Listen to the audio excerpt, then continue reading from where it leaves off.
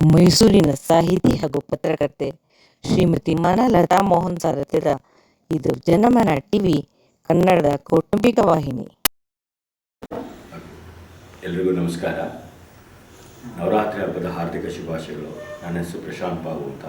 ಇವರು ನನ್ನ ಶ್ರೀಮತಿಯವರು ಅಶ್ವಿನಿ ಅಂತ ಅಂದ್ಬಿಟ್ಟು, ಇವರು ನಮ್ಮ ಮಾತೃಶ್ರೀಯವರು ಮಂಜುಳಮ್ಮ ಅಂತ. ನಾವು ಪ್ರತಿ ವರ್ಷ ಒಂದು 20 ವರ್ಷದಿಂದ ಇದೇ ರೀತಿ ಗೊಂಬೆ ಕೂರಿಸ್ತಾ ಇದ್ವಿ. ಈ ಗೊಂಬೆ ಕೂರಿಸೋದು ವಿಚಾರಗಳೇನು ಅಂತಂದರೆ, ನಮ್ಮ ಹಿಂದಿನ ಕಾಲದಿಂದ ಗೊಂಬೆ ಅಂತಂದರೆ ನವರಾತ್ರಿಲಿ ಪ್ರತಿ ವರ್ಷವೂ ನವರಾತ್ರಿದು ಕೂರಿಸ್ತಾ ಇದ್ದಾರೆ. ಅದೇ ರೀತಿ ನವರಾತ್ರಿ ಗೊಂಬೆಗಳ ಮೂಲಕ ನಾವು ಬೊಂಬೆ ಪೂಜೆ ಮಾಡ್ತಾಯಿದ್ವಿ. ಇದು ಹಿಂದಿನ ಕಾಲದಿಂದ ಅಂದರೆ ರಾಜ ಮಹಾರಾಜರ ಕಾಲದಿಂದ ನಡೀತಾ ಇರೋದು.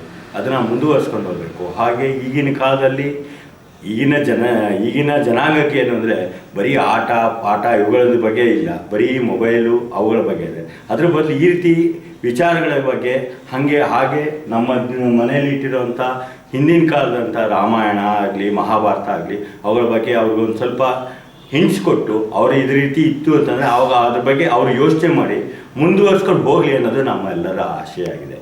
ಸೊ ಅದನ್ನು ಮುಂದುವರ್ಸ್ಕೊಂಡು ಹೋಗೋಣ ಅಂತ ಅಂದ್ಕೊಂಡಿದ್ದೀನಿ. ಎಲ್ಲರಿಗೂ ನಮಸ್ಕಾರ, ಧನ್ಯವಾದ. ನಮ್ಮ ಮನೆಯದು ಕುವೆಂಪು ನಗರ ಎನ್ ಬ್ಲಾಕ್,